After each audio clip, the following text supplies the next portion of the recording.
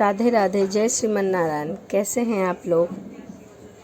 आज मैं श्री कृष्ण और राधा के अमर प्रेम की कथा आपको सुनाऊंगी कि किस तरह राधा रानी श्री कृष्ण से मिली और उनका प्रेम शुरू हुआ श्री कृष्ण के साथ। राधा और श्री कृष्ण जी का प्रेम अमर है। राधा ने श्री कृष्ण से और श्री कृष्ण ने राधा जी से निस्वार्थ और आत्मिक प्रेम किया था। इसी प्रेम का कारण आज श्री कृष्ण के नाम के आगे राधा का नाम लगता है और जो भी भक्त राधा का नाम जपता है उसको श्री कृष्ण उद्धार जरूर करते हैं।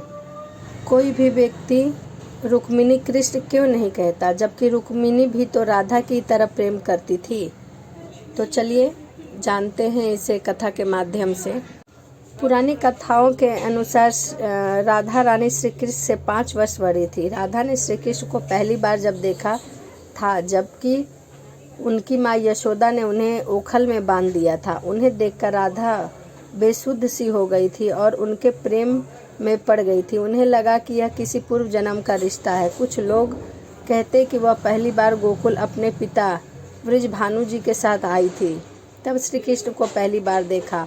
और कुछ विद्वानों के अनुसार साकेत तीर्थ पर पहली बार दोनों की मुलाकात हुई थी।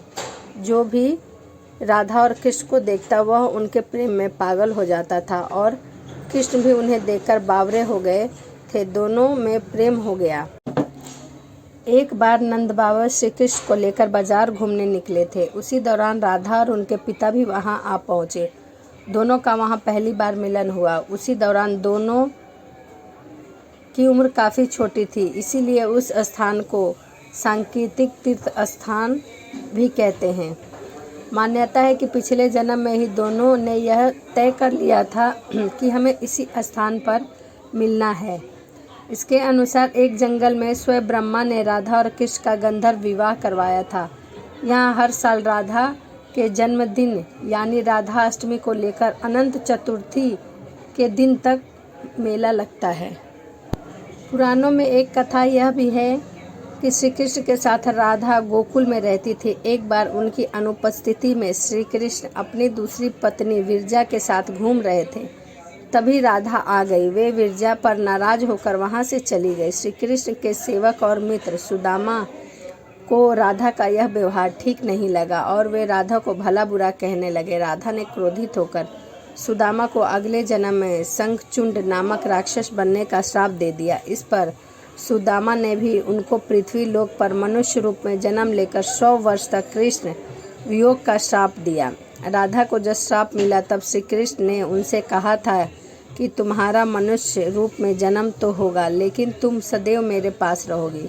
यही कारण था कि राधा और कृष्ण का बचपन में ही विछोह हो गया था।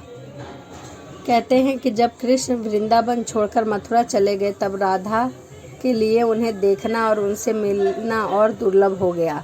राधा और कृष्ण दोनों का पुनः मिलन कुरुक्षेत्र में बताया जाता है, जहां सूर्य ग्रहण के अवसर पर द्वारिका से कृष्ण और वृंदावन से नंद के साथ राधा आई थी। राधा सिर्फ कृष्ण को देखने और उनसे मिलने ही नंद के साथ गई थी। इसका जिक्र भी पुराणों में मिलता है। श्री कृष्ण की अंतिम मुलाकात द्वारिका में हुई थी। सारे कर्तव्यों से मुक्त होने के बाद राधा आखिर बार अपने प्रियतम कृष्ण से मिलने गई। जब वे द्वारका पहुंची तो उन्होंने श्री कृष्ण के महल और उनकी 8 पत्नियों को देखा। जब कृष्ण ने राधा को देखा तो वो बहुत प्रसन्न हुए। तब राधा से अनुरोध किया। कृष्ण ने उन्हें महल में एक देविका के पद पर नियुक्त किया। कहते हैं कि वहीं पर राधा महल के कार्य में जुड़ी रहती थी और मौका मिलने पर श्री कृष्ण के भी दर्शन कर लेती थी। एक समय भगवान श्री कृष्ण ने राधा से कहा कि वह उनसे कुछ मांग ले, लेकिन राधा ने मना कर दिया। श्री कृष्ण ने दोबारा अनुरोध करने पर राधा ने कहा कि वह आखिर बार श्री कृष्ण की बांसुरी की आवाज़ें सुनना चाहती है। बांसुरी की धुन सुनते सुनते वह एक दिन राधा ने अपने शरीर को त्याग दिया। तो ये राधा और श्री कृष्ण की कथा थी। आप लोग को वीडियो कैसी लगी कमेंट जरूर करिए। राधे राधे।